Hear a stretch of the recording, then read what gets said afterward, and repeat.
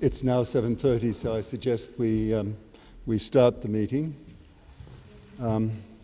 Thank you for joining us this evening to participate in the annual open hearing. Residents should have received a summary of the warrant articles in the mail, and there are copies of the agenda and of the warrant articles at the back of the room. I'm Cam Hudson, the chairman of the Warrant Committee for this year.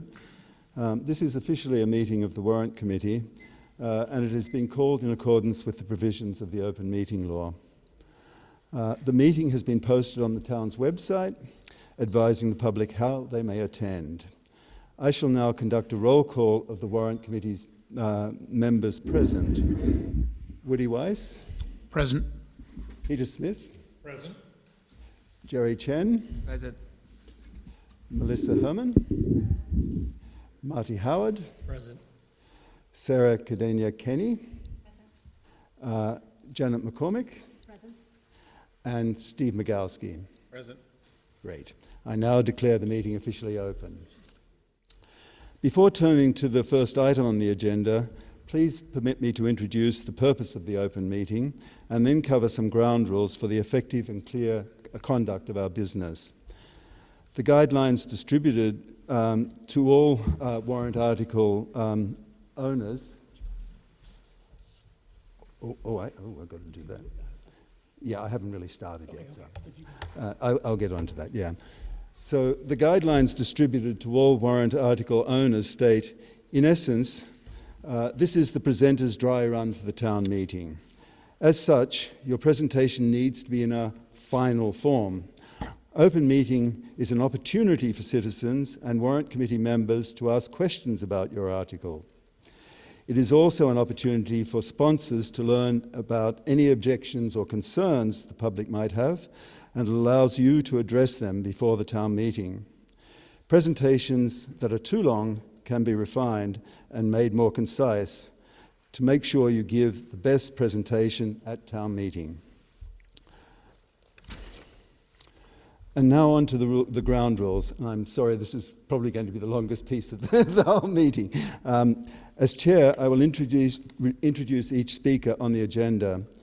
In alignment with meeting rules at town meeting, presenters will have 8 minutes to make their full presentation. And we will be monitoring that, and to really maintain the flow of the meeting, we think that's important. And you won't have that an opportunity to go beyond 8 minutes at the town meeting either, so it's good practice. After presentations conclude, I will invite public comments or questions. Once I have a list of those wanting to ask questions or make comments, I will ask each person by name to come to one of the microphones and address the meeting. Where possible, and please introduce yourself with name and address only. Where possible, I will also afford presenters or staff the opportunity to respond to public comments. For any response, please wait until the chair yields the floor to you before speaking. Further, please remember to speak clearly and in a way that helps generate accurate minutes. Any vote taken in this meeting will be conducted by a roll call vote of the Warrant Committee. Please also note that we in the Warrant Committee will not be offering opinions as a committee. We have not yet deliberated on the articles being presented tonight. Moreover, we serve in an advisory capacity and make recommendations to town meeting. We do not have any approval authority. Finally, tonight is an opportunity for us to hear the presenters and citizens. We will take this under advisement and deliberating in our next meetings, to which you are cordially welcome to attend. They are always posted on the town website, and we typically are conducting those remotely via Zoom, so long as open meeting law allows us to do so. I will now move on to an overview of the deliberations for this evening.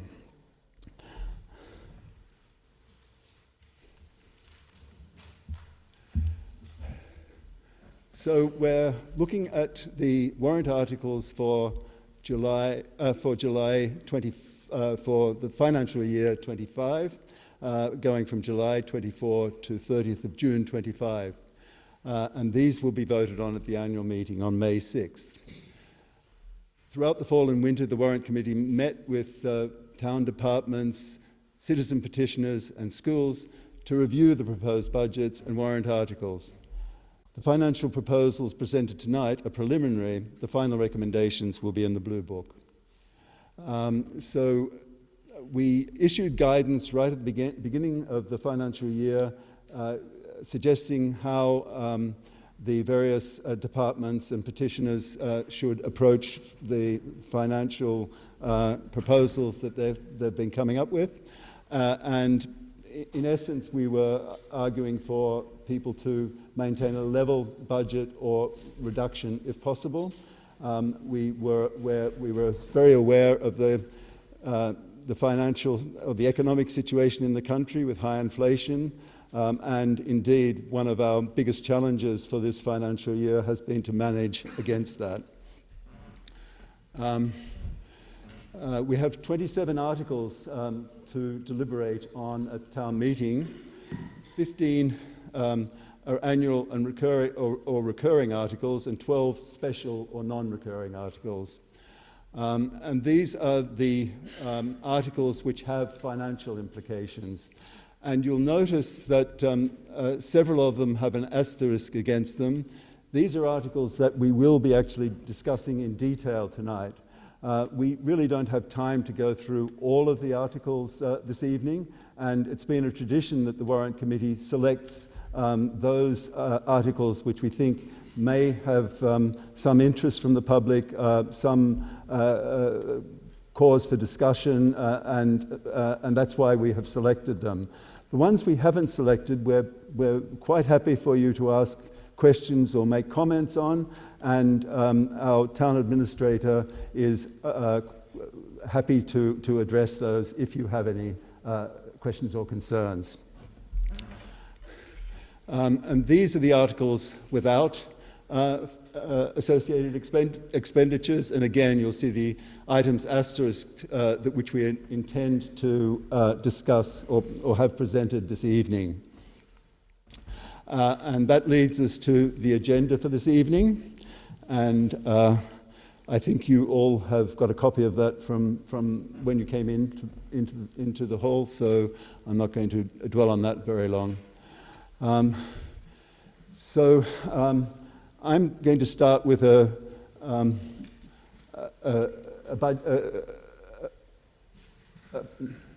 this yours? It just goes right into the next presentation.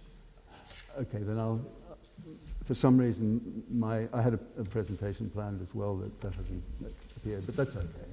We can pass on that. So I will now ask Michael Blanchard, the town administrator, to present the budget overview for this year.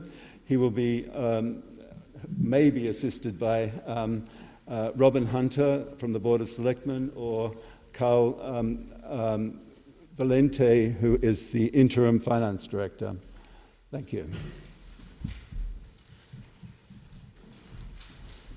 Good evening, and thank you. Perhaps before my 8 minutes start, I just wanted to, since this is my first open hearing, I just wanted to say it's a pleasure to be here. I appreciate such great attendance. And just that I'm very thankful for board and committee staff members' patience as I go through this process for the first time, and very thankful to the Warrant Committee, the Board of Selectmen, particularly Robin Hunter, as she drew the short straw to be the financial liaison for me in work on the budget, to Carl Valente, who's just been invaluable, and to Chris Costello, I don't know where he's sitting, our Assistant Town Administrator, for his help as we prepare for this. So thank you all, I appreciate it. Knowing we have 8 minutes, I'll get moving. As Cam mentioned, our budget process started in September and October of this year. At the end of November, I made the preliminary budget presentation to the Board of Selectmen, and then in December, beginning of December, the first presentation to the Warrant Committee.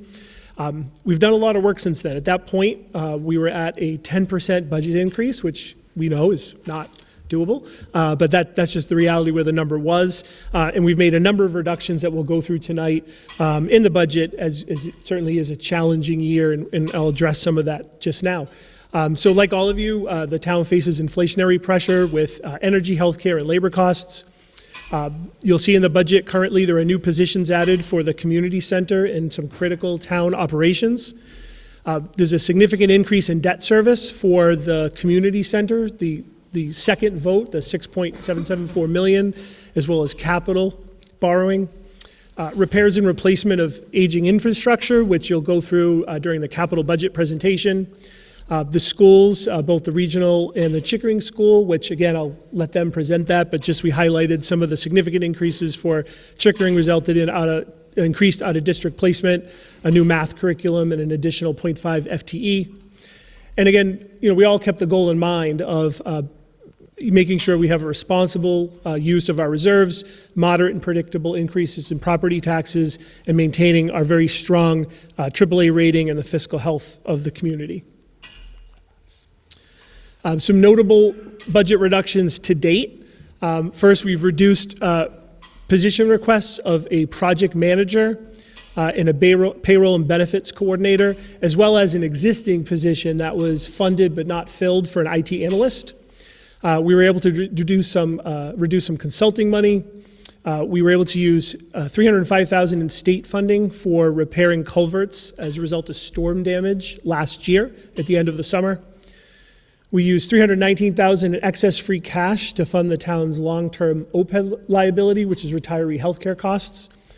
And most significantly, we were able to use $1.1 million in ARPA funds to reduce capital for a stormwater project, as well as a DPW truck.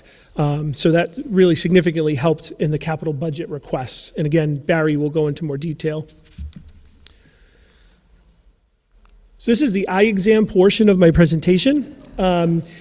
We did provide a handout, and we also broke this into smaller slides, but the reason I'm showing this, even though you can't read it, is we were trying to show a higher level of the entire budget, not just focusing on operating expenses, which is Article 4, but also to look at Article 4 plus Article 5 plus the special financial articles, because really that all that funding needs to be approved by town meeting, all of which is primarily supported by the tax levy. We also at the bottom, and again, I'll zoom in on these in a minute, we wanted to show the various uses of free cash that follow a strategy that the town has in place. We have anticipated cash reserves at town meeting of $10.5 million, but a significant portion of that has already been earmarked to fund liabilities that the town already has. The reason being is it allows us to fund those liabilities but not have spikes in the tax rate as a result. And that was really something that we're striving for, to try to smooth that out. When the selectmen put a free cash strategy in place, they recognize that when you have variations in the amount of capital that you're funding, and you're primarily paying for it out of your tax levy, your tax rate is going to spike up and down, and that spike is obviously difficult for residents and households to absorb. So this is all part of a long-term strategy that's in place. So we'll zoom in now to I'll call it the yellow box, which is Article 4, and what you'll notice, I think this thing works. Let me see. I don't know if that works. You can see it, but so we're looking at a 6.5% increase, and that's in red for a reason. We'll touch that in a minute. As you may know, the tax levy can increase by 2.5% each year, plus new growth, plus excluded debt. Fortunately for us in Dover, we also have excess capacity under the tax levy, which allows us to fund years where the increase is higher. This year, there are a couple items that are really driving the increase. First, and actually I'll go into a little more detail in the next slide, but really it's new positions and the significant increase in debt as a result of the community center, which we just talked about, so I won't rehash that. It's important to note that on the insurance and premium, the $419,000, 319 of that relates to the town's OPEB funding, which we've made a commitment to fund, again, which is our retiree health costs. And over time, the goal is to get to 60% funding limit, and that amount resides in the operating budget. It is funded through free cash, but I just want to note that you'll see it is a variance this year, and the reason for that is we did not fund this last year. We didn't have the results of the actuarial study and report available at the time, so that's why it pops as a particular variance this year, but in theory going forward, you won't see that variance. So again, I wanted to highlight that 35%. That is the debt and interest related to excluded, or a big portion of that is related to excluded debt. So what we tried to do is to visually show, if we back that out, which you'll see at the bottom in red, if we take out that excluded debt, which again the community voted to pay separate and beyond the regular tax levy for the community center, we're left with a net operating, so if we hadn't done the community center, of 5.4%. So that community center debt does carry a pretty big percentage here within the budget. Just very briefly, with respect to capital, because there'll be a separate presentation, we do have a lot of capital needs over the next 5 to 6 years, both in the forms of vehicles and equipment, as well as infrastructure projects. Again, Barry will go over this, but just to note here, we did start the budget request at just shy of $4 million, but we have come down. The overall ask is now $1.9 million, of which we have earmarked about $657 to be funded via debt and not the tax levy. The other big item here at the bottom is special articles. Of that $1,040,000, it's just important to note that $743 of that is Dover's share of the region's OPEB, which we also contribute to in the same manner that we contribute to the town's OPEB. And kind of looks, I don't know, is that green? It's supposed to be green. The green is the free cash that we're using at town meeting to offset the $48 million of funding requirements. This year we've earmarked $3.8 million, and included in that is tax relief for the original piece of the community center, again, which is the original $18.7 million that was funded before last year's increased cost. We also are again funding from free cash some of the capital expenditures. You'll see that at $714,000. You'll see a reduction in the tax rate, which we've done in prior years, at $800,000. And we're assuming right now that all of the special articles would be funded out of the free cash, again, just over $1 million. So in the next slide, we'll go into some more detail on what the major cost drivers are. We tried to break them into some buckets. Again, this is I know this is small, not as bad as the first one, but I think it was important to try to show this as a whole. I'll talk through it if you can't see it well. So the first bucket is the new community center and costs associated with that building project. So we have $233,000 of new asks. That's comprised of a director position, 2 custodians, an increase in utility costs, and Park and Rec have also asked for an additional 0.5 FTE for a part-time assistant. That would make their current part-time assistant full-time as a result of additional demands as a result of the use of the community center. The next bucket for Board of Selectmen, we have a request for a finance director position. And we did note here, we also had previously eliminated the project manager as well as the payroll manager you'll see here and that existing but unfilled IT analyst position. There's an increase for stipend for the ambulance. It's really something we do need to do. As you know, we have an on-call ambulance and we need EMTs to be available when you call 911, especially on weekends. And we found that by increasing the stipends, we increase the coverage, have sufficient staff to cover the ambulance, which obviously is important for public safety. So you'll see that addition here. We also have fees associated with the solar project, but those you'll see are offset by a decrease in utilities and other line items. So the net comes out as 0, but you will see that increase there. You'll also see an increase in additional paving that the DPW director has requested as a result of a study that was done to determine what sort of funding we need to put into our roads to maintain those the current condition of our roads. And then you'll also see an increase in solid waste disposal fees, which is partially offset by maintenance costs for the roll-off loader. So that was a piece of equipment that was approved last year at town meeting, but in lieu of purchasing it, we kind of did a trial with privately contracting out that service. It's going very well. It's being done at a savings, so we plan on continuing that in the next fiscal year. Sorry, I just go back here. Sorry, skipped a slide. So what we tried to do here is show this a little differently from the way we do it in our budget model to make it a little more, I hope, easier to understand. So our biggest source of funding is a tax levy. And right now, given where the budget is today, we're about 2.1 million below the tax levy. That's compared to being 3.3 million below the tax levy last year. So in that line, you'll see a 7.5% increase, and that is a direct increase that people will see on their property tax bills. The local receipts or estimates we feel are appropriate. It's based on conservative 3 and 5 year averages. And then we have state aid and cherry sheet numbers, which we feel are pretty good numbers at this point in the process. Then what we tried to do is look at reserves. So right now we have 1.3 million in the stabilization fund. We have 900,000 in the capital reserve fund. And we have 1.8 million in the regional OPEB that we fund. Then the last number is money that we are reserving to maintain 1.3 million in free cash as a best practice as part of our AAA rating. So you'll see we have a total kind of cash reserves already allocated for other purposes at just under 7.2 million.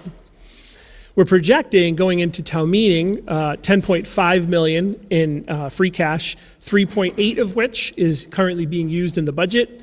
And then you'll see the other 3.1 million that we're using up above to maintain our rating.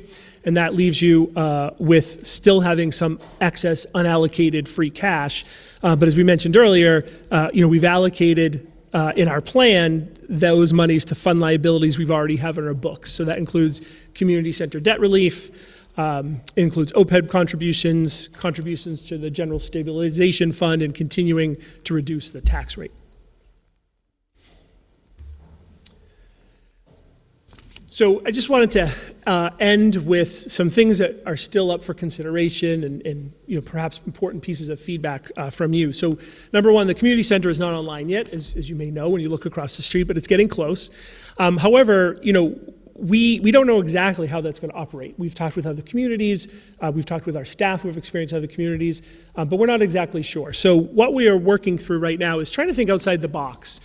So I'm working directly with the Director of Parks and Recreation to see if we can find some sort of perhaps a joint management structure so that we can alleviate us from having to hire a community center director.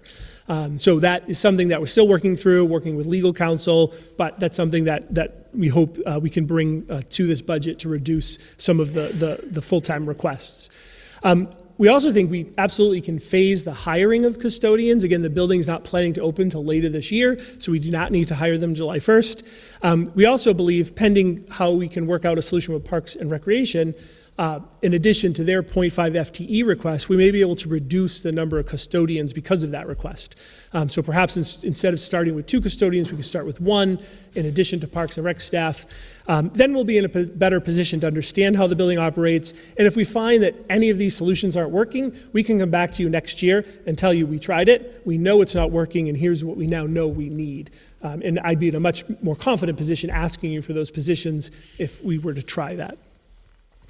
Another option, as you may or may not know, we recently, unfortunately unexpectedly, our treasurer collector resigned for another position. Excited for him, disappointed for us. However, anytime there's a vacancy, we tried to take that opportunity to see if we could do something different. Are there areas that we could look to save some money? So as I mentioned earlier, we have a position of finance director, a full-time finance director in the budget. We're currently exploring and working with our HR director and personnel board to see if we perhaps could have a combined finance director, treasurer, collector position. So again, that would help save on that cost. And then lastly, we want to support and fund our roads, but at the end of the day, there's a possibility to reduce or eliminate the 50,000 request that's currently in the operating budget for additional funding of roads. And I'm right on time, look at that. So that's all I had. I don't know if Robin or Carl, if I missed anything, or we're here to answer questions. Thank you. Are there any questions or comments on on Michael's presentation?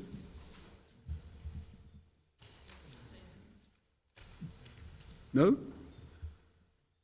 You did an excellent job, Michael. Very persuasive.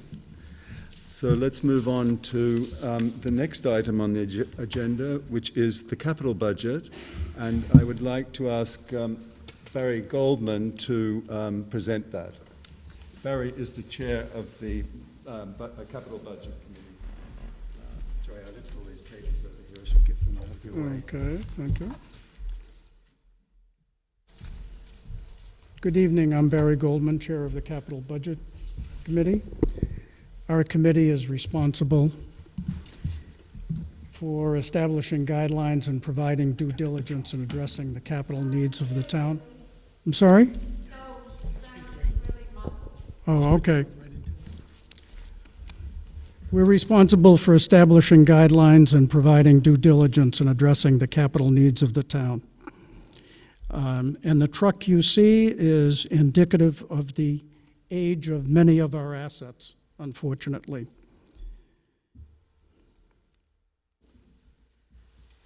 I think I went too far here. During the past 5 years, capital project expenses have increased approximately sixfold, exclusive of the new community center. Why are we seeing these increases? Dover faces challenges of aging infrastructure and equipment, much of which was built or acquired more than 20 years ago. Our community is also grappling with environmental issues, natural disasters of flooding and erosion by the Charles River, smaller culverts and other waterways.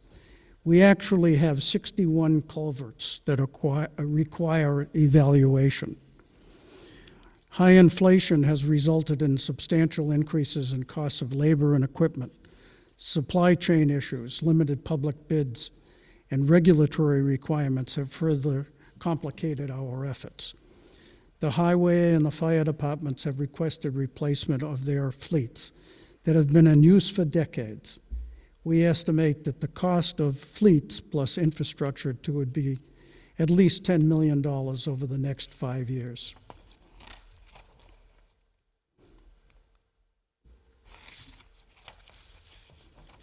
For FY25, there are 16 Article 5 capital requests, totaling $4,280,000. This is the third year of significant request increases. The expected grants of approximately $1,380,000 will provide a significant reduction of costs. This enables us to acquire $3,360,000 worth of assets for a net expenditure recommended by the committee of $1,980,000. The result is that FY25 net expenditure is actually 50% less than FY24 at $4.2 million and slightly less than FY23 at $2.2 million. The principal expenses have been the Highway Department request for $2,800,000, which represents 65% of the total capital budget. This is to replace, repair, and rehabilitate obsolete equipment and infrastructure. Grants and state funds reduce this net cost to $1,012,000, a 64% savings. The next largest request is the Selectmen for $511,000, which includes upgrades to the Whiting Road building, protective services, and the library. Notable this year is the reduction of the cost of rebuilding the library HVAC system from an original estimate of $1,412,000 to an estimated $395,000. Superintendent of Buildings Carl Warnick and the committee coordinated with outside engineers to develop a simpler, more effective all-electric system, utilizing some of the existing parts. The removal of oil will achieve a substantial reduction of fossil fuels from the town's overall energy use. FY25 approved expenditures are approximately 5% of the total operating budget. Historically, in the past, capital budgets were in the range of 1.5% to 2%.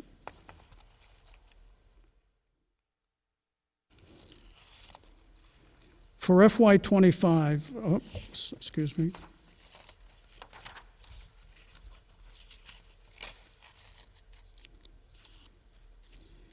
Total infrastructure grants FY24 to 26 are estimated to be $2,350,000. Additional infrastructure grants may be available for upcoming projects. The committee is also responsible for developing green community grant initiatives to replace older, less efficient assets with new, high-efficiency ones eligible for subsidies. Therefore, we can purchase long-term assets at reduced costs, which then repay us through energy savings. The town has received green community grants of $500,000 for the community center and expects to file a request for $395,000 for the library. Grants and other similar sources will continue to be a focus in the coming years, especially for infrastructure, environment, and the new, more efficient equipment.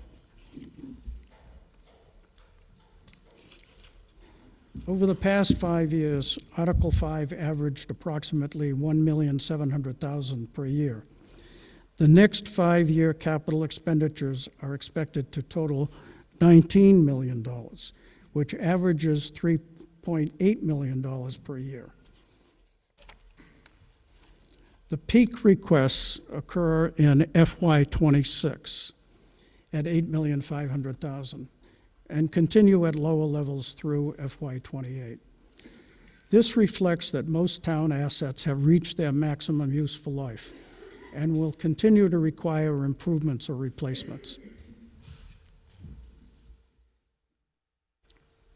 To address the significant challenge of the $19 million budget, the Capital Budget Committee will be developing a new fiscally prudent 5-year capital improvement plan. You have a minute and a half, Barry.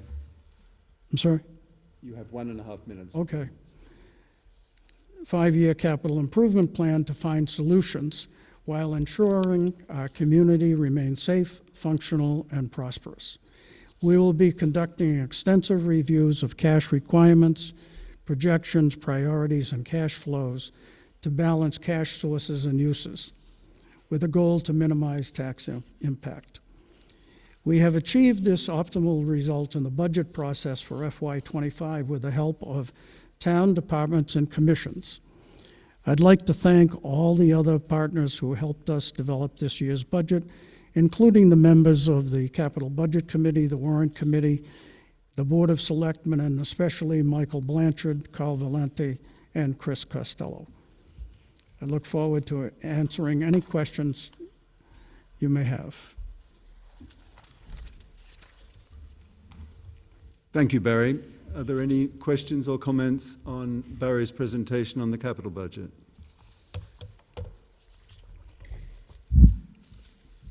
Seeing none, we will move on to the next item on the agenda, which is the school budgets. And this evening we're going to have a joint presentation by Mark Healy from the Regional School Committee and Jessie Hole from the Dover School Committee.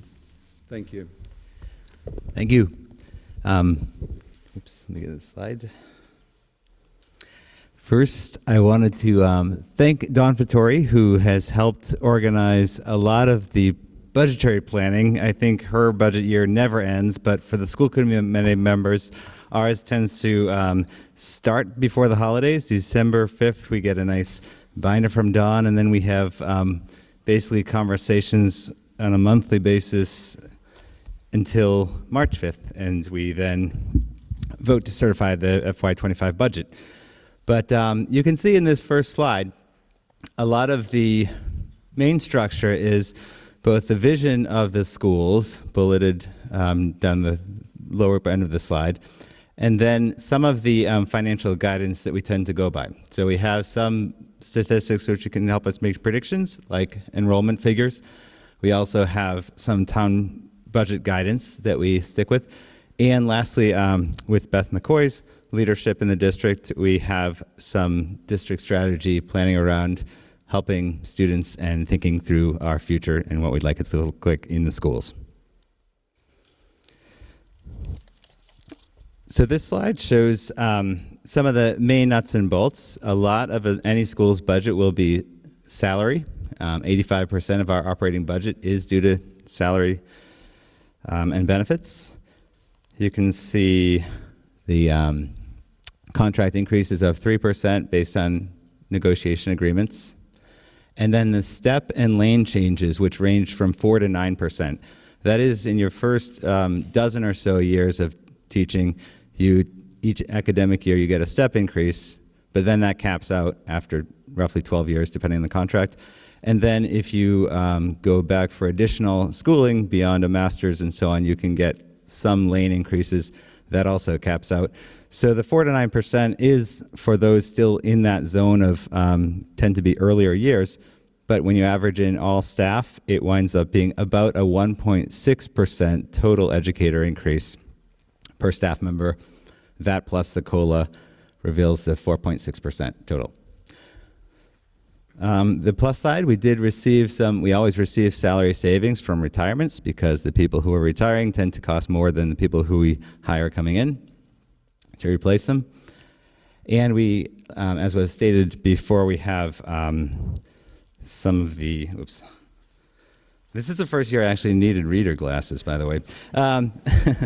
Other post-employment benefits there, which is healthcare costs and so on, beyond retirement. So the second major bullet, also other guidance, is we continue trend budgeting for all the operating accounts. Although we do like to think forward and we go based on trends in student enrollment, we also look at trends academically. But we tend to use that baseline to say, well, let's see what worked last year and see where we need to tweak things. Lastly, or the third bullet, the student enrollment figures are fortunately known with pretty good clearance. We tend to get values, I think, in October, and those help us plan forward for the next fiscal year. And then I think the final bullet on this slide says that the Dover school budget is the one accountable for special ed and out-of-district placements for students ages 3 through 22. So we definitely are looking for the long-term care and interest of our students who are placed out of districts.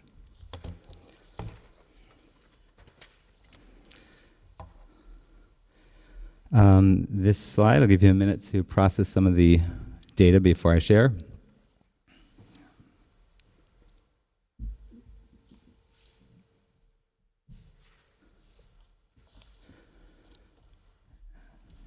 You have the outline. You can see again salary and benefits being by far the largest expenditure. It represents a budget increase of 3.23% over fiscal year 24, which is pretty good in light of the rough inflation value. And the last thing I want to mention is the Dover assessment. Their 13 million or so is basically after the state grants and reimbursements. Now you'll hear from Chickering, and we can take questions at the very end.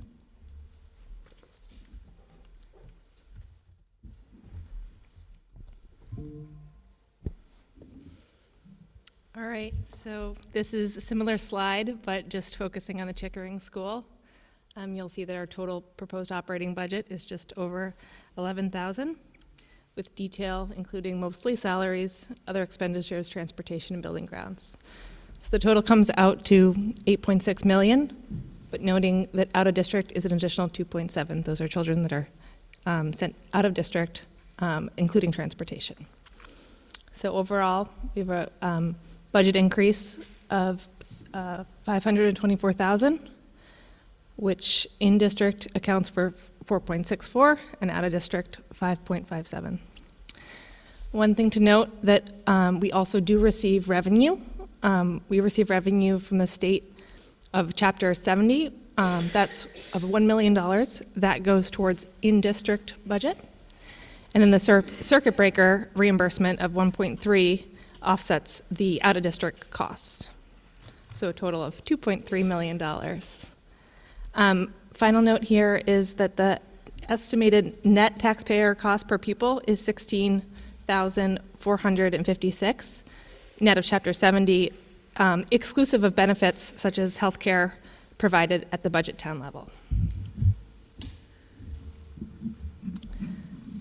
A note here, thank you to the community groups. It takes a village, and we have a really, really, really strong one. So thank you to the community groups that help make our school vibrant and a great place to send our children. The PTO, the Positive, which is the middle school version of the PTO, high school PTO, the Mudge Foundation, Boosters, FOPA, and the private donors. FOPA is the arts group. 1.5 minutes. You can take questions or.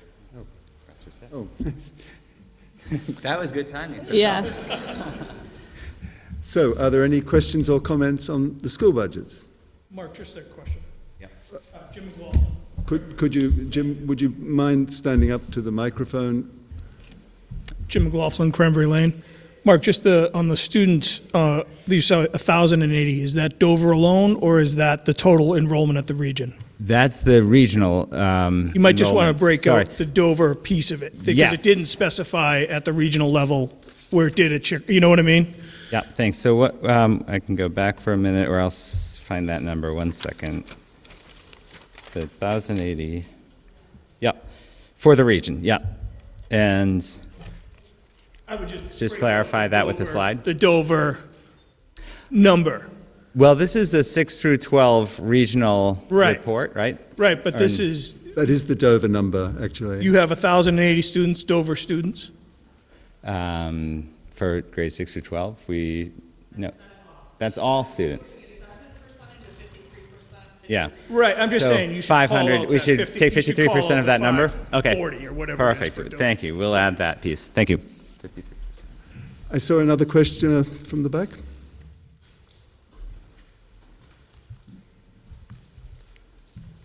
I'll follow my other bearded friend.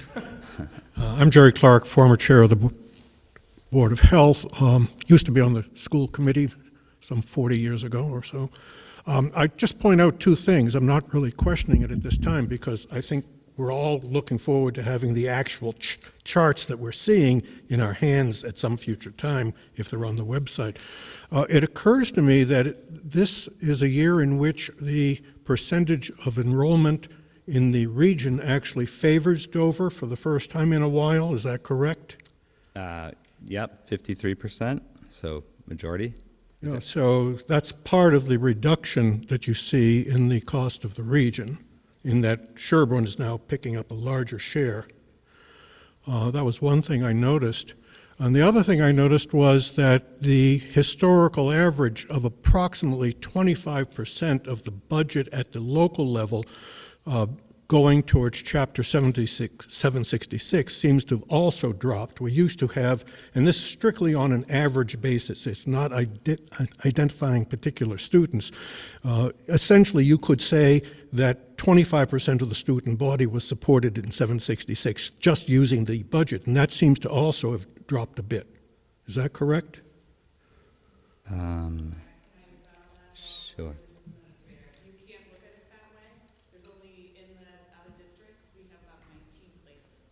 No, I fully understand that. That's why I said you can't, but in terms of a budgetary standpoint, there is that reduction. Yes, but I'd also make sure you look at that so you're saying the circuit breaker reimbursement? I wasn't really, and I tried to get and suggest that I was not, in fact, using it in the way you're suggesting. Thank you. Another one again. Thanks. Any other questions or comments? Seeing none, thank you, Mark. Thank you, Jesse.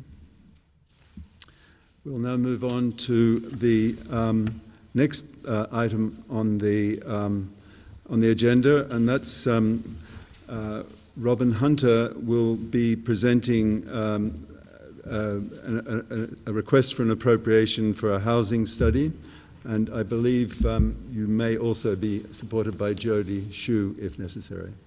So, So Jody and I are tag teaming. She had the benefit of presenting it to the Warrant Committee. Okay. And you all have the benefit of me being jet lagged presenting it to you. And I understand that Jody did a tremendous job, so there's a lot of pressure on me here. And I have to move the slides. Yes. All right. So this is the first of a special article that we are asking for funds. So this is you may wonder what the Housing Task Force is. So it is a group that was pulled together by the Board of Selectmen. It's comprised of members of the staff, like Conservation Committee, Building Department, Board of Health, along with volunteers on those committees. Our initial task, we put this committee together firstly to review the process. We felt that Dover, because we only were looking at multifamily housing once every 5 years, forgot what the process was, so we felt it was important to document the process, put together a checklist so that we could always be in compliance. We also wanted to make sure that we were communicating what we were trying to do, what projects were in the pipeline, what new rules the town needed to be compliant with.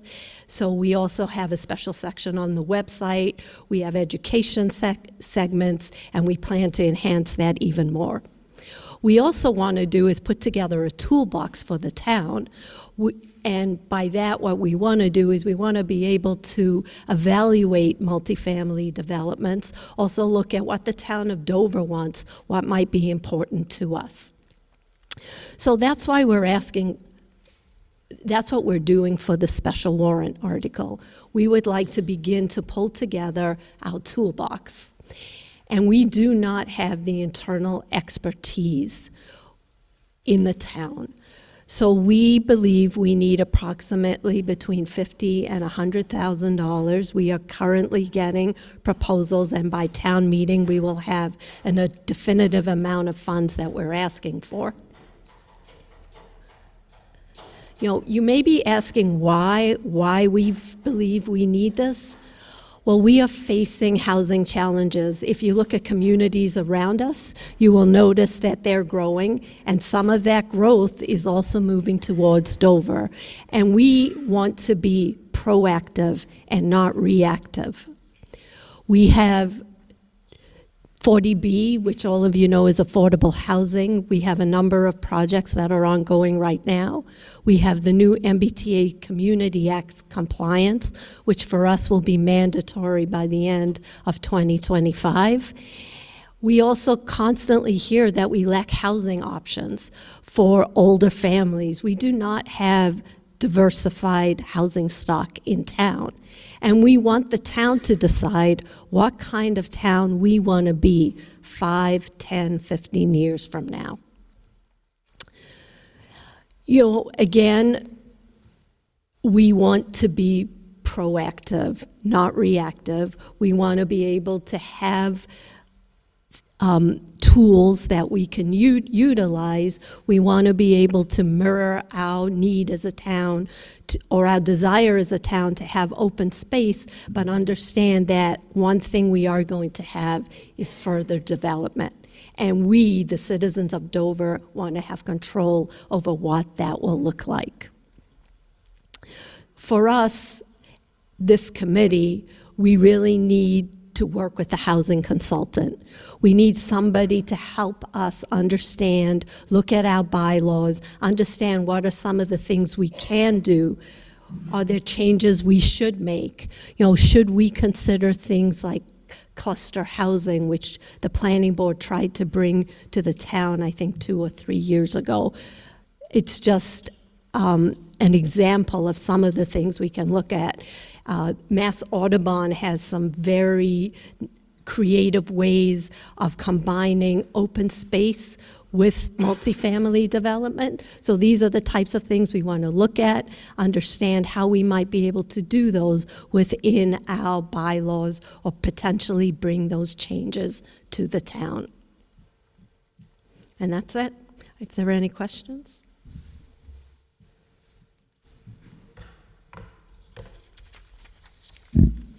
Seeing no questions or hearing no questions, I'll move on to the next item on the agenda, which is the proposed construction hours bylaw from the Planning Board, and that's going to be presented by Scott Friedman.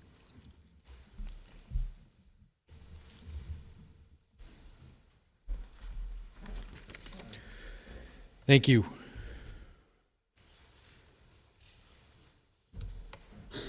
I'm Scott, I'm on the planning board, and I'm here to talk about the proposed construction hours bylaw. So there's been an influx of persistent complaints from our community to both the police and our building inspector regarding outdoor construction noise during off hours. So we believe that there's an established need for some guardrails and penalties, and the aim would be for this bylaw to serve as a deterrent. And the intention would be to gather and evaluate data on a recurring basis to ensure that the proposed penalties are sufficient and effective. The composition of the proposed bylaw contains several prohibited activities, and these, of course, would be only permitted outside, or these would only be permitted during the proposed hours. So outdoor construction, operation of equipment utilized for the purpose of building or assembling construction materials. There's a fairly exhaustive list contained in the bylaw that you all have a copy of. The exempt activities would be permitted any time, so indoor construction, work performed by a property owner at their residence, and of course any emergency or municipal work. The proposed hours are Monday through Friday, 7 a.m. to 6 p.m., Saturday, 9 a.m. to 1 p.m., and then Sunday would be prohibited. The fines would be enforced in coordination between the police and the building inspector, and the first violation would be $100, second $200, and third and thereafter $300 each. And these fines would be paid by the property owner.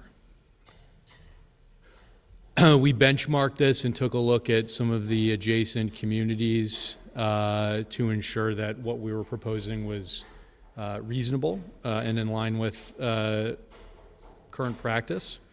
You can see here that many of these towns have similar prohibited, or similar construction hours rather. And we've also benchmarked this with a local developer who's a Dover resident. And it was his opinion that what we're proposing is very reasonable.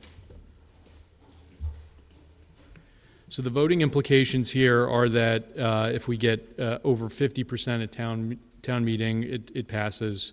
And if we're less than or equal to 50%, it does not pass, meaning that we would have a continuation of the status quo where there are no guardrails in place for construction for general contractors to adhere to. Any questions? Thank you, Scott. Any questions? Hearing none, we will move on to the next agenda item. And that is the medium and small solar array bylaw, that also from the Planning Board, being presented by Carol Lisbon.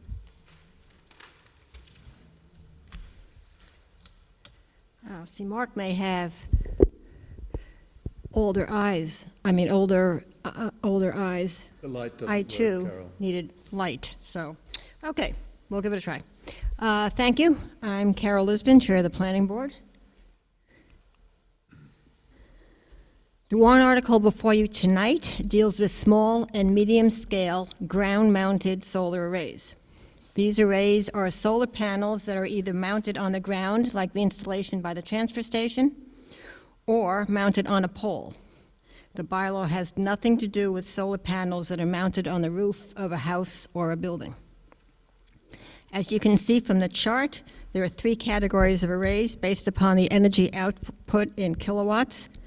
We also included in the chart the approximate square footage range for each category given current technology, so that can help you visualize the installation. Our current bylaws classify any ground-mounted solar array as a structure and as an accessory or secondary use of a property. So they require site plan review by the Planning Board, like any other accessory structures like pools and barns. And they are also subject to Dover's dimensional requirements such as setbacks, height, and ground cover limits.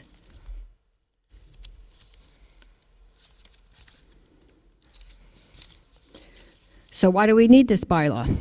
In 2016, the town approved a large-scale ground-mounted solar array bylaw and overlay district, which allowed for the installation of the commercial solar array next to the transfer station.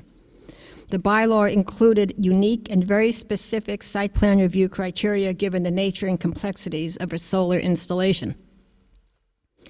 The planning board received an application last summer for an array just slightly smaller than large scale, at which time we realized Dover did not have a bylaw that specifically laid out those unique and specific criteria from the large-scale bylaw that also apply to smaller installations. So this bylaw addresses enhanced site plan criteria as well. And those site plan criteria involve permitting, design, operation, modifications, and maintenance while protecting public safety, natural resources, wildlife, and residential areas and neighborhoods. Public safety criteria include meeting the needs of our emergency services team, like fire safety issues around access to the array and information on the other electrical components of the system, and dealing with safety through fences, gates, signage, and shared operational plans. Natural resource issues center on wildlife corridors and safety, and stormwater management to address erosion and runoff due to lot disturbance and runoff from the panels, which can also be an abutter and neighborhood concern. And abutter and neighborhood criteria also address placement issues such as glare, shadows, and noise, as well as screening to minimize visual aspects. So the proposed bylaw has two aspects to it.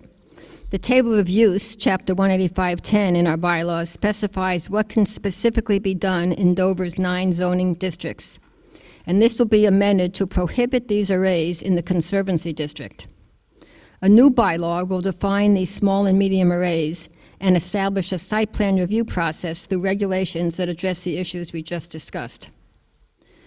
The Commonwealth has made it clear through Mass General Law, Chapter 40A, Section 3, that it promotes solar installations and that towns cannot unreasonably regulate the installation of these systems except where necessary to protect the public health, safety, and welfare. Other than in the one district, this bylaw does not prohibit installation. It clarifies the review criteria, which is beneficial to the applicant when designing a system, and provides for a more comprehensive site plan review by the planning board that addresses issues for Dover and its neighborhoods. As a zoning bylaw, this requires 2/3 approval at town meeting. If it passes, solar arrays will be subject to additional review criteria that address specific best management practices we discussed and be prohibited from the conservancy areas. If it fails to pass by 2/3, arrays will be allowed in the Conservancy District, and site plan review criteria will be constrained and limited to the same list we use for pools, cabanas, barns, and other buildings. So on behalf of the Planning Board, I ask your support for this warrant article. Thank you. Thank you, Carol. Are there any questions or comments? Please come to the microphone and. One question, Carol. But would you please go to the microphone and your name and address, I bet you please? can hear me. Bonnie Akins, Greystone Road. One question. Are the ground-installed solar arrays, there's several of them in Dover already, grandfathered? I'm sorry. Are the current solar... I did talk to you. Oh. Are the current solar arrays that are on the ground in various places in this town grandfathered? Yes, totally. Okay.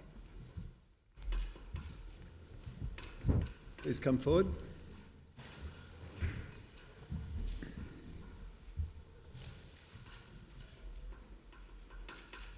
My name is Gerald Finkelstein. Two questions. One, when you speak of small, medium, and large, you speak of how much power is generated. How is that for size? I don't know, when you say a small, is that the size of this room or a football field? Sure. So let me go back to that chart right there. And you'll see on the right, the last column on the right says approximate square footage. Okay, So for instance, the large-scale array all right. I that couldn't see is at the minimum large scale of 250 kilowatts is about 40,000 square feet. How much will that generate? Does that generate does a medium generate enough for a house or for 5 houses? Well, so 10 kilowatts to 250. The application that we had this past summer, was in the 240 kilowatt range, so it was a large medium scale, and that was just for a home and accessory buildings. I mean, it's quite a large estate. We have another application that we should be seeing shortly for a home that also has a pool and a barn, and that's going to be generating somewhere around 14 kilowatts. So I think it really depends on the property. Thank you. Thank you. Are there any other questions? Hearing none, we'll move on to the next item on the agenda, which is the storm water bylaw, being presented by Kevin McCabe from the DPW.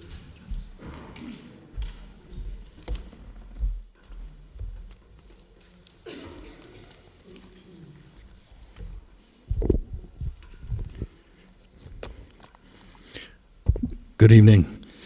Tonight I'll be presenting what's now, as I found out this evening, Article 20, the Stormwater Management Bylaw, the 2024 updates. So what is runoff? Runoff is defined by the U.S. EPA as runoff generated when precipitation from rain, snow melt events, overland impervious surfaces without percolating into the ground. Unfortunately, drainage systems also carry pollutants like oils, fertilizers, sediments, and trash into our water resources. Rainwater that runs on paved surfaces, lawns, and parking lots and sidewalks becomes that pollutant in our stormwater. And that's just the photo to the right depicts the runoff from your driveway, your grass, and makes it into a catch basin, if we have one along your road, into our drainage conveyance system, and then outlets in a water body, whether that be a wetland or another form of water resources. So why now? Protecting the quality of Dover's water resources, including our streams, rivers, estuaries, and groundwater supplies, is a priority for the town of Dover. Pollutants from stormwater runoff are a contributing factor to the impairment of Dover's water bodies, including low dissolved oxygen levels, high turbidity, and total suspended solids and bacteria contamination. So the photo below, the left is a perfect scenario, and to the right would be a not perfect scenario. You can see the clear cutting on the hill bank on the bottom right, just showing how basically the stormwater all runs untreated into our water bodies. So when you have a proper stormwater management system, it reduces flooding in the community, removes those pollutants carried by our stormwater, and recharges our natural groundwater supply, protects our water drinking supplies, protects our local stream banks from erosion, similar to what everyone saw on Claybrook Road, and protects our public health and welfare. So what are the objectives of this?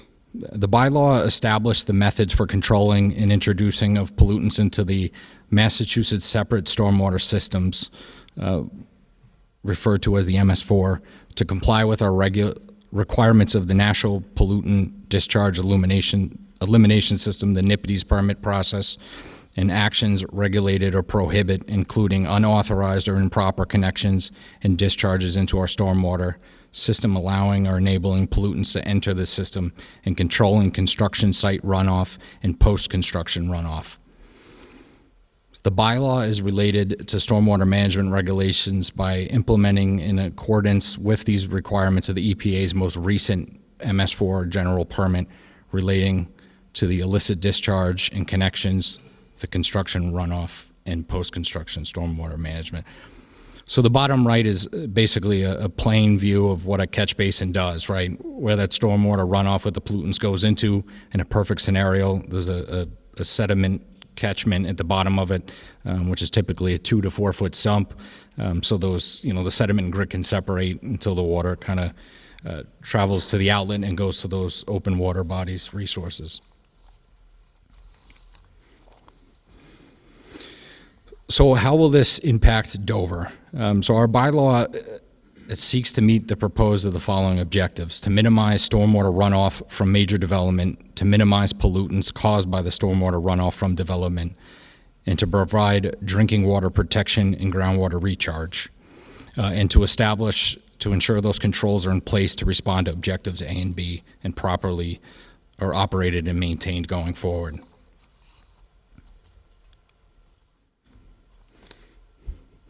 So what activities are impacted? So those thresholds that would require stormwater review would be land disturbance of an activity greater than 5,500 square feet, any activity that would increase runoff into Dover's municipal stormwater management systems, and any activity which would alter or modify the existing town-owned drainage system, and storage of more than 100 cubic yards of excavation or fill. And currently now with the Nippety's permit, the only coverage that the town has for control is parcels of development over 1 acre. So the authority of these protections that were required would be to establish a stormwater authority in the Department of Public Works on behalf of the Board of Selectmen. And what those requirements would look like if the previous slide, if one or more of those triggers or thresholds were met, would be a stormwater management plan, which would cause these sites to have some sort of best management practice, such as like a detention basin, and ways of removing that total suspended solids, such as catch basins, a tree protection plan, which would establish a buffer of 10 feet around the parcels and identify the trees that were being proposed to be removed. Erosion and sediment control plans, which would call out siltation fence, erosion control blankets, and straw wattles. And then also the stormwater site inspections. So thank you. At this time, I'd like to thank the Tree Preservation Committee, the Planning Board, the Board of Health, the Conservation Commission, Zoning Board of Appeals, Town Engineer, Town Administrator, and the Building Inspector. I'd like to call this our Stormwater Coalition. This has been in the progress for a while, and I'd like to thank the Hall for the opportunity to present.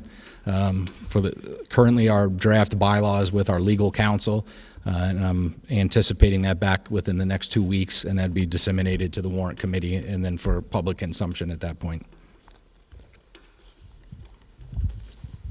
Thank you, Kevin. Any questions? Yes, sir.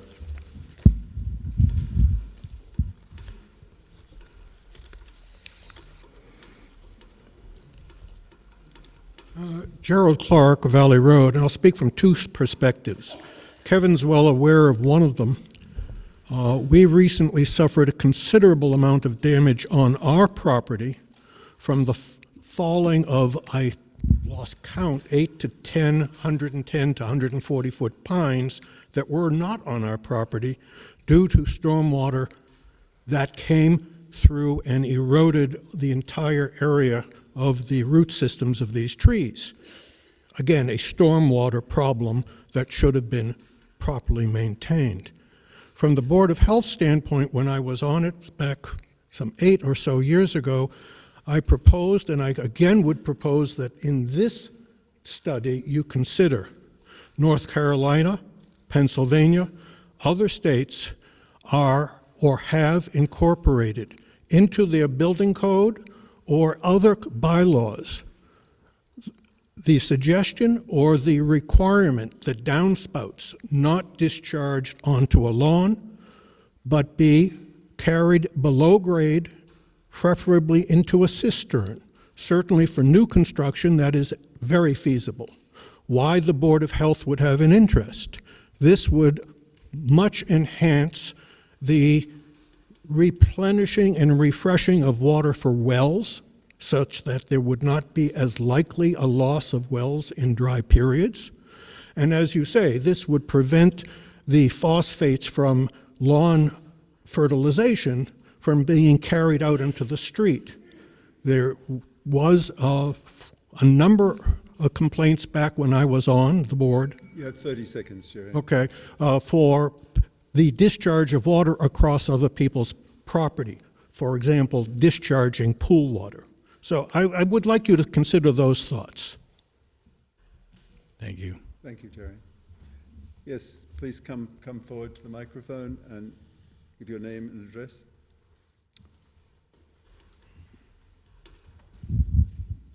Laura Kunkemuller, Raleigh Road. How would the establishment of this deal with existing problems versus projected new problems with new construction? So pretty much everything would be grandfathered in that's previous prior to the commencement of this bylaw. But as we look to improve our existing drainage conveyance system, these methodology would be applied. So the places where those pictures came from, my house? You know those very well, yes. I do. So that would be addressed, and other similar existing situations would be worked through as this authority gets going? Yes. Okay, thank you. Thank you. Another question from the back, please come forward.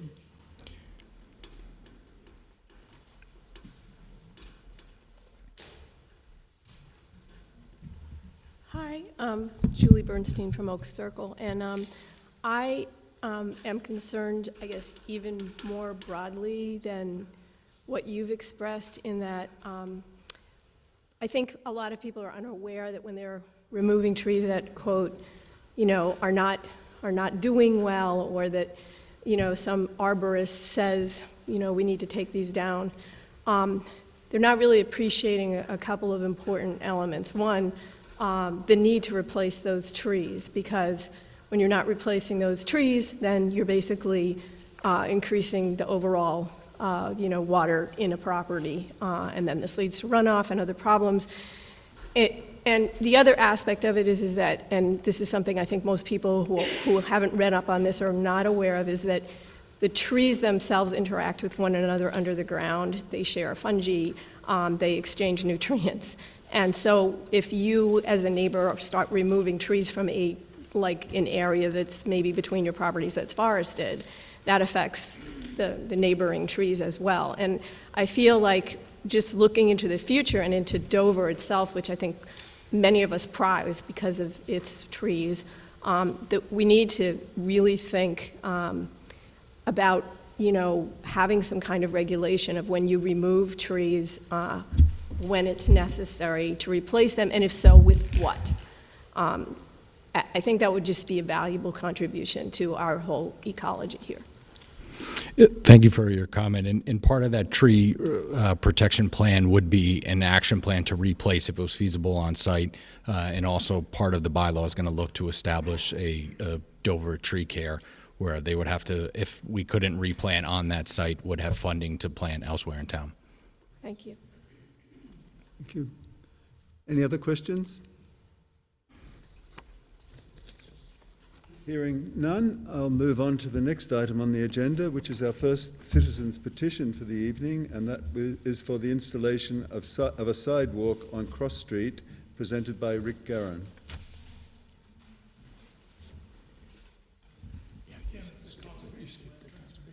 Oh, sorry. Yeah, I've actually, thank you.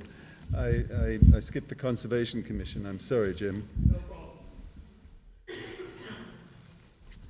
Good evening, Jim McLaughlin with the Conservation Commission, and we're requesting an article regarding transfer of existing town properties into official Conservation Commission stewardship.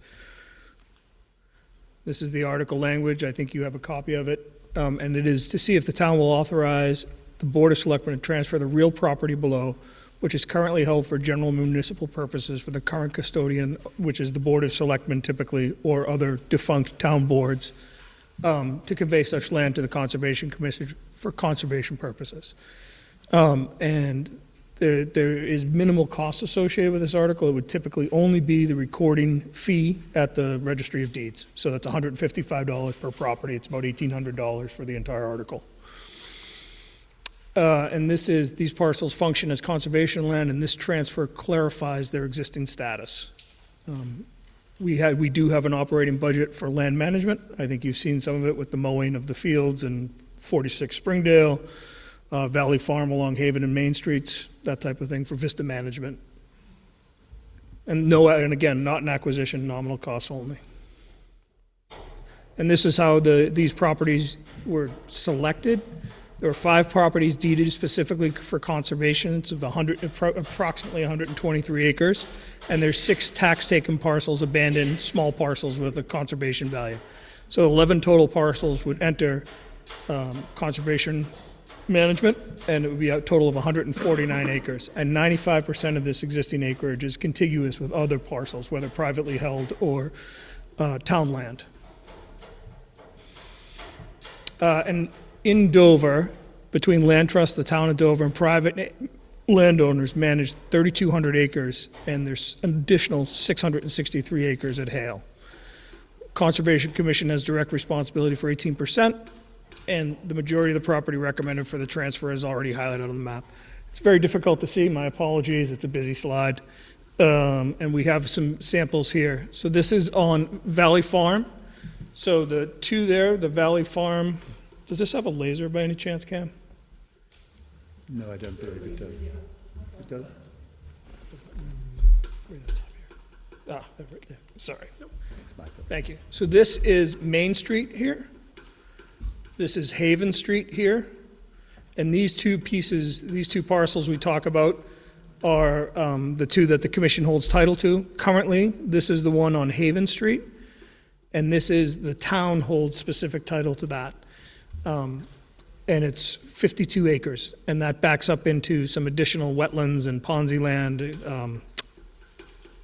Army Corps of Engineers, et cetera. So we're asking to transfer that parcel into commission title. This is on Wilsondale Street, and this is a piece owned by the commission that was donated through the Wilson's Way construction. And this parcel here gets a connector from Wilsondale up into Hale property, and there's a conservation restriction on the Lyman property here. So it does have a stream on it, wetlands running into it, and so it's 3.73 acres.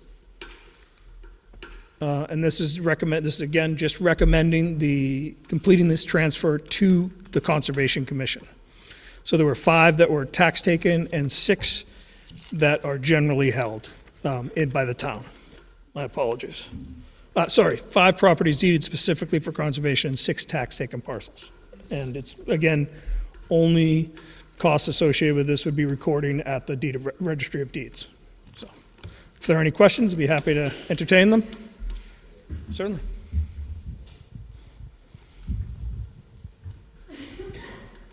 Dave Haviland, 88 Walpole Street. I attended the previous presentation on this, and a lot of the properties also had water rights associated with them. And the question I asked before, I don't know if you had a chance to get to it, is if we transfer these pieces of property to the Conservation Commission, will the town of Dover be able to use those parcels in the future if needed? And I think that's the town council is still responding to us on that point. I know that one property was Church Street, which was the town wells that are unfortunately contaminated with the MBTE. So there are some water rights available. I don't know yet what the status is from the town council on that. Super. Well, Nina will let us know as soon as. Yeah, exactly. Thank you. Thank you, Dave. Any other questions? Yes, Jerry, please come forward.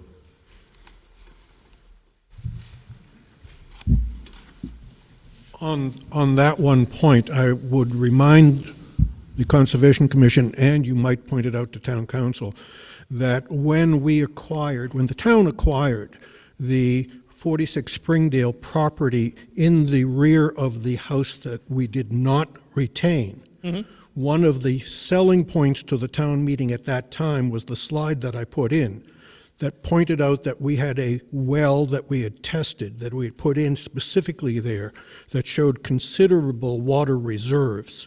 So that's, of course, another point where you would want to ensure that the water availability of that property might in the future be put to good use. Right, and my understanding is there's nothing in any of the deeds that restricts that, but I will defer to town council on that regard. Thank you, sir.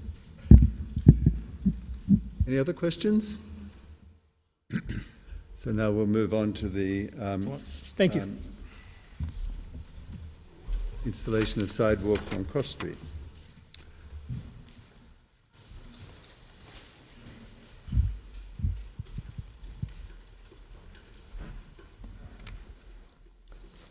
Hi, I'm Rick Guerin. I live at 28 Valley Road. My wife and I own Precious Beginnings Preschool, and I've been working with my wife for the last 14 years educating 2.5 to age 5-year-old children. I have a grandson at Chickering Elementary who's in 4th grade, and might as well get started. I don't know how to operate this thing. I'll see ya. My apologies. There's a few. Oh, extra slides? Yeah, keep going. Should I address any of these slides? No. If you want. Yeah. Okay. There we go. All right. So that's me right there. This is the warrant article. This sidewalk is primarily not for Cross Street. It's really to join Chickering Elementary to Center Street. But it just happens to traverse two properties that are on Cross Street right now. So the warrant article is to see if the town will vote to raise and appropriate or transfer from available funds a sum of money to construct a sidewalk on Cross Street from the intersection of Cross Street and Center Street to the Chickering Elementary School. And you can see from that picture that it's a small portion of Cross Street. We're not going the entire length of it, just so we can get to the Chickering property. Let me go to the next slide, see if I get that. Why do we need a sidewalk? Safety. Eliminate existing issues during weekday morning hours when pedestrians are in the roadway, while elementary staff are arriving for school and buses, parents are dropping off students. There's been a dramatic increase in drop-off traffic at Chickering Elementary School from September 2020 to present times. This coincides with the earlier start time of Chickering Elementary, which is 7:50 a.m. and possibly COVID. I am one of those drivers that go every morning to Chickering Elementary. Visibility. Existing walkway between Dedham Ave and Chickering Elementary has limited visibility between paved police patrols. Areas in red circles represent a distance of about 280 yards. The terrain where the Chickering loop for the driveway is much higher than Chickering Fields, so a normal patrol can't see down into Chickering Fields, and you can see there's plenty of trees and brush. So there's limited visibility for patrols. A cross-street sidewalk would provide better visibilities between the paved areas. The yellow circles represent a distance of about 80 yards, and that's between the sidewalks where Chickering to the cross-street connection. Why do we need a sidewalk? Provide safe walking to and from the center of town or anything in between for Chickering Elementary students. Center Street pedestrians living near Cross Street will have safe walking access to Chickering Fields, Carroll Park, tennis courts, etc. Overall improved safety for elementary students, pedestrians, residents, and drivers on Cross Street. There was a new law in the state of Massachusetts that was passed last year, April 1st. This is called the VRU law, which is Vulnerable Road User. This law puts vehicles on Cross Street headed to Chickering Elementary over the yellow line into oncoming traffic if they encounter a pedestrian. Sign for vulnerable road users on Pine Street in Medfield. Just this weekend I was driving through Hopkinton and Maynard, and I don't pay attention other than the speed limit signs, but in those communities I also saw the same sign which showed a bike, said motorists must give 4 feet to pass. It's not just for bicycles, it's for scooters, pedestrians, moms walking kids, that kind of thing. Okay, and I'll go to the next slide. Now here is an example. I don't know if you can see it too well. There's a child backpack on Cross Street that represents a vulnerable road user. As you can see, there's a backpack in the road there. The cones are set at 4 feet from the edge of the road. A vehicle has about 4.5 feet in their lane, while the rest of their vehicle must be in the opposite lane. Average vehicle width is 6 feet. If you account for side mirrors, that's 7 feet, because it's about 6 inches on each side for each mirror. But you can see it's a narrow road in the morning if somebody's in there. And there are people that walk that road. Design. The anticipated design of this sidewalk is to avoid impact on any existing fences, trees, mailboxes, or utility poles. For comparison, the Center Street sidewalk has 12 direct abutters. This sidewalk could have about 3 abutters, specifically 3 abutters. Pictured is a utility pole close to Center Street and the abutters fence at the corner of Cross and Center. The town owns 40 feet of width for Cross Street. The existing paved surface is 24 feet, leaving 8 feet on either side of the paved surface, give or take based on survey data. So the town owns 8 feet primarily, or give and take, it depends on where the survey data would take us, of 8 feet of land on both sides of Cross Street. The hope is to have a sidewalk that is minimally invasive to flora and fauna. Records for existing sidewalks in town indicate that sidewalk easements of up to 20 feet were recorded on deeds for private residences. These sidewalks were minimally invasive and flowed with the existing topography of the land they traverse. And you can see right there, that's Center Street sidewalk right there. And you can see how it goes around an oak tree and it goes up towards into property at 34 Center Street. So if those of you who have walked it know it, the Dover Way. So here's a visual of what the sidewalk could look like, beginning at Center Street and Cross Street. You can see I already kind of superimpose a sidewalk which does not exist, but could exist. I've walked that before myself. Just to give you an idea, a picture speaks 1,000 words. There's another one right there. This is as you're walking towards Chickering, and this is coming up to the second utility pole in front of 7 Cross Street. This is the third utility pole towards 11 Cross Street. Those are the 2 abutters on Cross Street. And this is the fourth utility pole, and in the distance is the entrance to Chickering Elementary. As you can see, that grassy area is already open and available to Chickering through the grass-groomed area, a distance of approximately 700 feet on Cross Street. The new sidewalk would meet the access road at Chickering, where the existing sidewalk would end. Cost proposal. LA Engineering Group out of Millis for survey and engineering came up with an estimated cost of $14,700. Below are 2 rough bids for construction from paving contractors. Asphalt Engineer out of Bellingham, $19,000. TDS Paving Specialist out of Framingham. You have a minute and a half, Rick. Okay, $22,000. I used data from the Massachusetts Department of Transportation's weighted bid site. Thanks to Kevin for information on that, to find out how much it would cost. But that's municipal construction. Possible funding. Municipalities have received funds for sidewalk projects for schools from both federal and state sources. United States Department of Transportation Safe Routes to School program, Massachusetts Department of Transportation Shared Streets and Spaces program. So funding is available for this type of a project. Frequently asked questions. I heard one of the reasons for the sidewalk connection to Center Street is to enable safe travel for elementary students accessing after-school programs. Is this true? Yes. Having access to existing sidewalk on Center Street would help facilitate children to travel safely to after-school programs at Precious Beginnings, Most Precious Blood, Town Library, renovated Carroll Center, and other destinations. Why would this proposal be safer than the existing access to Chickering Fields? Information provided by the police department indicates 3 medical emergencies have occurred in a 5-year period at Chickering Fields outside of school hours. Visibility of that walkway is limited due to the terrain from the Chickering driveway and existing brush trees on Dedham Street. From police patrols, a new connection from Chickering to Center Street sidewalk would provide close to full visibility for police patrols. More frequently asked questions. Why do pedestrians choose to walk on the western side of Cross Street? Their destination is the Center Street sidewalk on the south side of Center Street. Why add a sidewalk on a street that's been a scenic road since 1910? Okay, I guess I could take questions. Yes, certainly. Okay. Are there any questions? Come forward, please.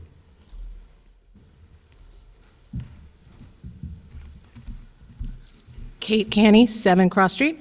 Going to keep this quick. It's late. I appreciate it. I had the opportunity to meet with the Highway Department on February 29th, and it was confirmed that at this point we do not know that Cross Street is a 40-foot. We will not know that till it is surveyed. And from the email I received from Mr. McCabe, a registered land survey would need to stake out property lines. The second thing is we need to really question the quotes we got here tonight. They do not include the survey. I personally had a property survey that's much smaller in the state of Maine. Everything's cheaper in Maine. It was $3,900.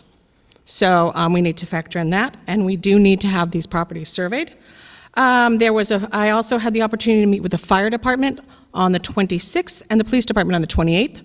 A FOIA request was submitted for Dedham Street and Chickering Fields and Cross Street. You are now going to benefit from the fact that I am a raging insomniac. I read 748 pages of police logs. I would say 93% of those police logs are directed patrols and building checks. We should all be grateful to the great police department we have. There were 3 loose chicken reports, so that's good that Cross Street is being protected from chickens. There were 43 911 calls, 43. 41 were pocket dials, somebody hit the elevator button and abandoned. There were 2 emergency calls. 30 seconds. One was for an adult in the school, one was for the playground. And I guess my question is, why not all of Cross Street? Because the kids who go to Chickering live on the other end of Cross Street. Thank you. Thank you. Okay, I'd like to answer. Can I answer those questions? Yes, you can. Okay. First was the observation of the survey costs. LAL Engineering got that information from the Norfolk County Registry of Deeds and found 40 feet was what the width was, and actually showed me a map of it. They came up with an estimate for survey and engineering costs, and that's what I presented on that slide. In regards to the information I got from the police department, medical emergency on 8/28/19, 70-year-old female fainted and was transported to Beth Israel in Boston.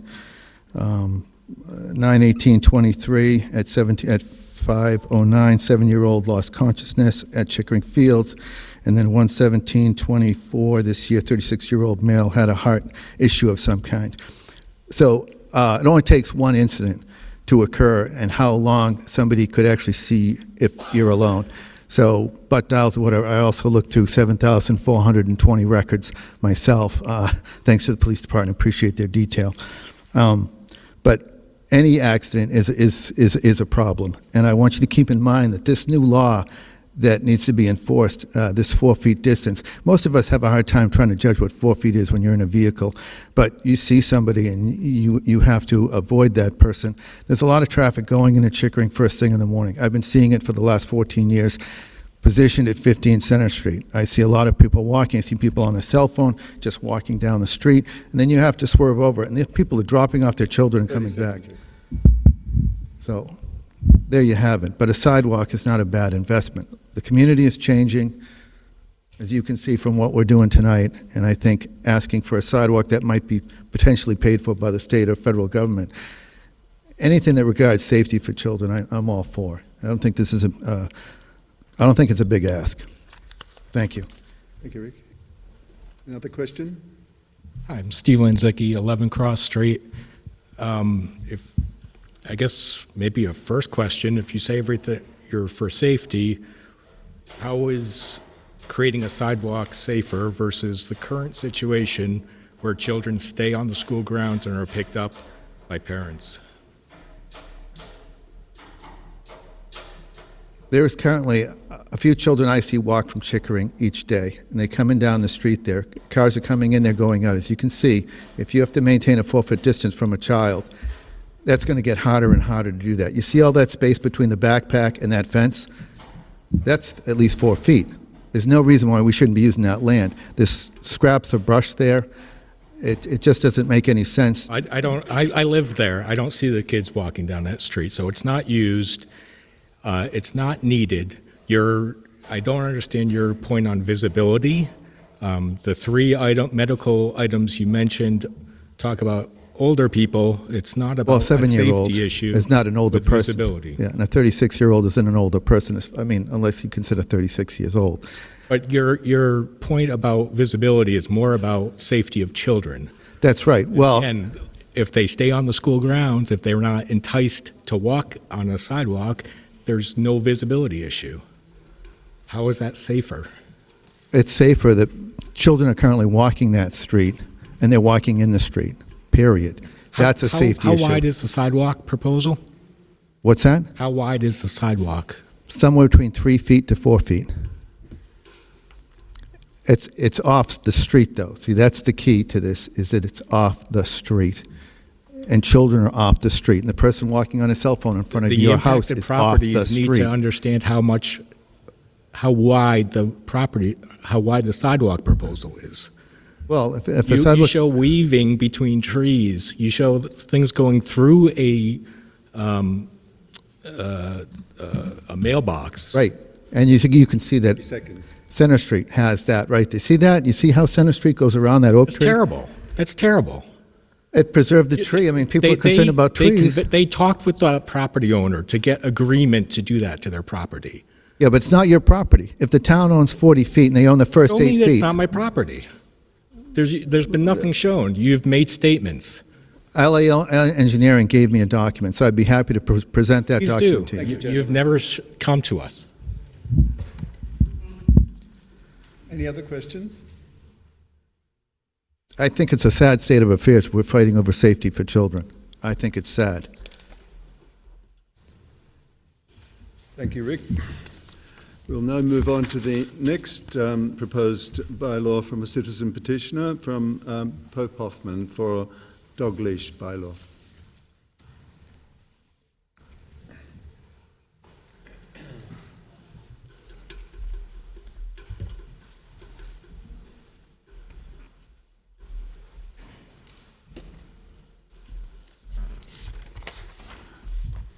I'm the last, but I guarantee I will be the shortest.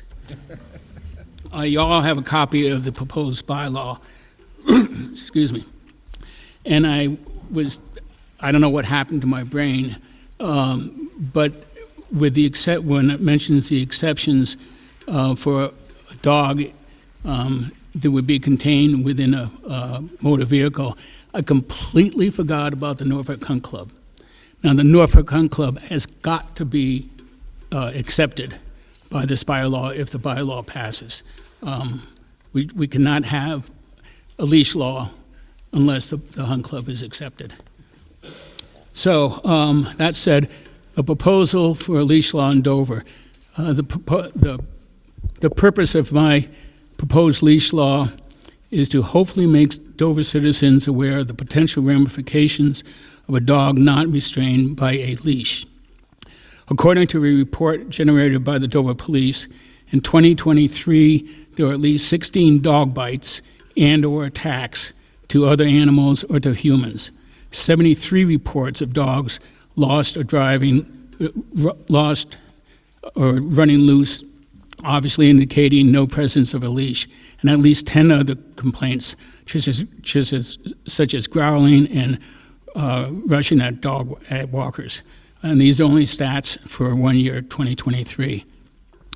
A few examples of the consequences of not having a leash law are, number one, a dog on a leash was attacked by an off-leash dog and required 6 stitches.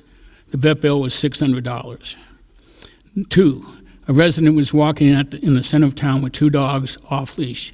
One of them jumped on another resident who was knocked flat on her back. As a result, she had 2 compression fractures, resulting in her having to have a vertebrae augmentation. I'm not sure what that is, but as well as physical therapy for a year.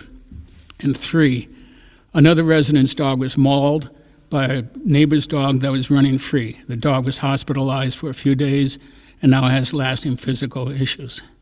According to my research, either by talking with town clerks or researching the town websites, there are 17 towns with close proximity to Dover that have leash laws: Sherburne, Medfield, Needham, Wellesley, Millis, Westwood, Medway, Brookline, Dedham, Holliston, Natick, Norfolk, and Norwood, Sudbury and Wayland and Walpole, and also Weston.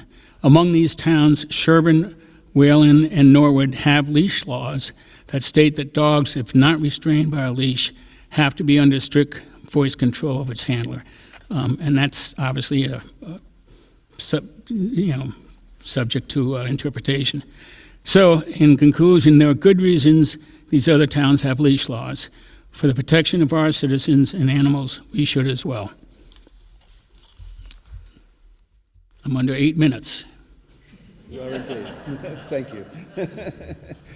Any questions? please come forward.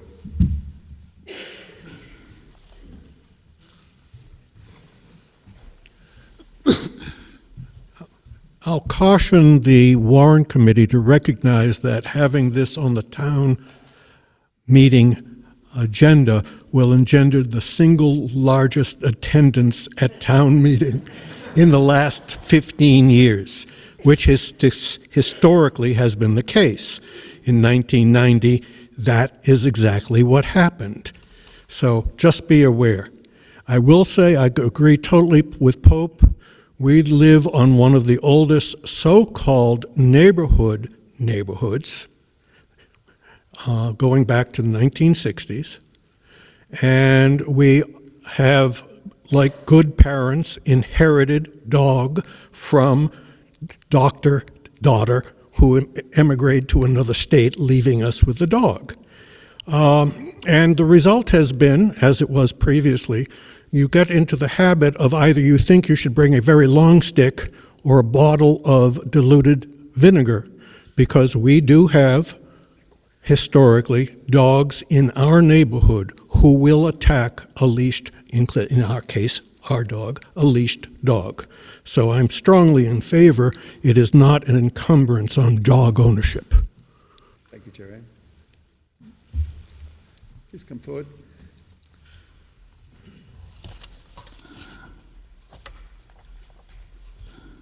Martha Boland, 9 Partridge Hill Road. I'm in Donnelly Estates, and Donnelly Estates has become probably one of the more popular walking neighborhoods.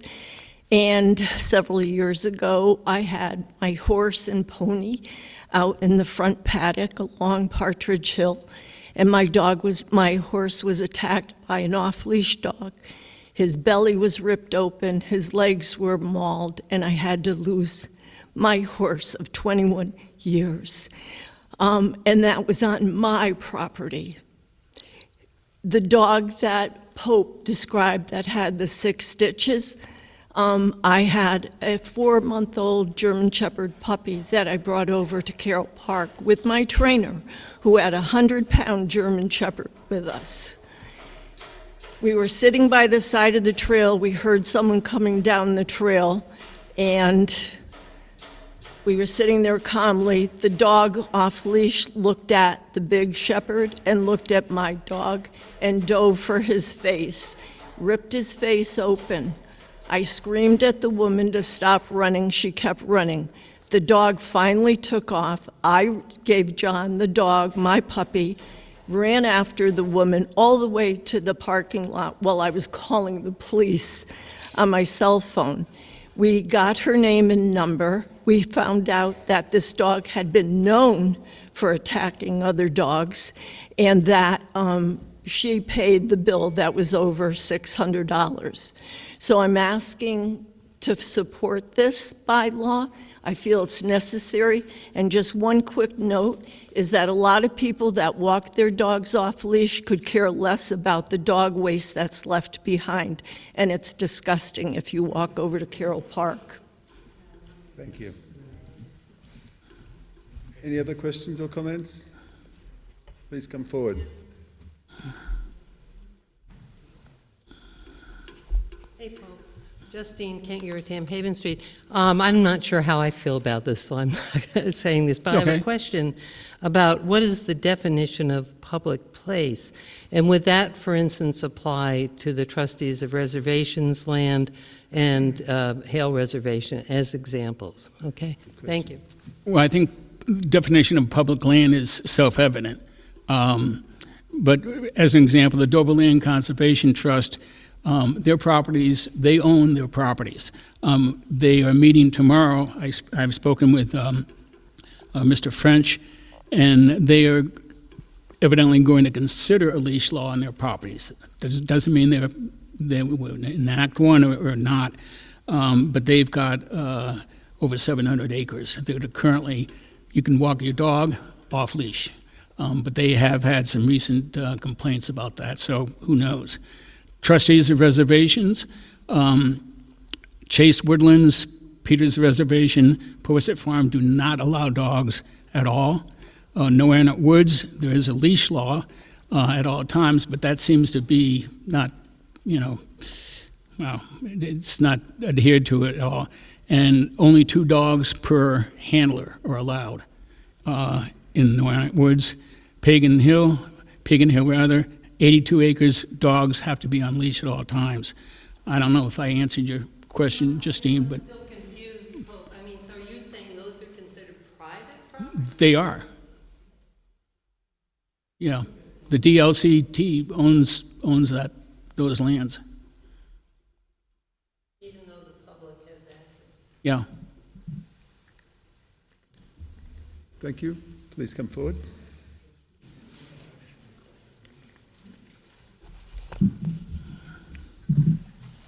Hi, good evening. My name's Justin O'Connell. I live at 25 Haven Street. I had a question. You mentioned something at the outset of your remarks about the Hunt Club, and I wasn't quite able to hear it in the back, and it's not in your bylaw. I What did you completely mean screwed by up. that? And when I proposed this to the town administrator and the town council and so forth, I just wasn't thinking about the Hunt Club. Obviously, if the Hunt Club was subjected to a leash law, that would be the end of the Hunt Club. The Hunt Club has been around for 129 years. It's the oldest in the country. So if you have enough dogs, you can have them off leash, but if you have 1 or 2, they have to be on leash. No. The Hunt Club would just not be covered by this, or it is covered by this? What's the question? The Hunt Club is covered by this or not? I'm proposing that the Hunt Club is made an exception to this. Okay, so if you have enough dogs, you can be off leash. They do not have to have. Got it. Thank you very much. Their dogs on leash.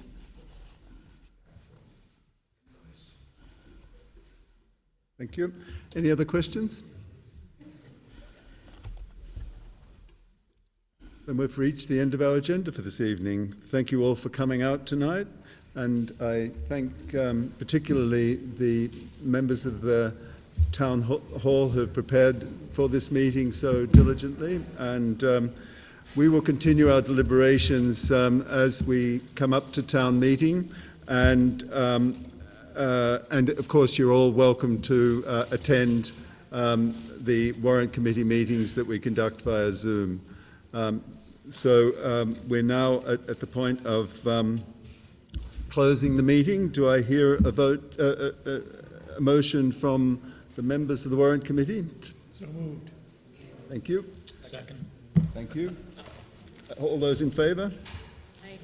Meeting is closed. Thank you. I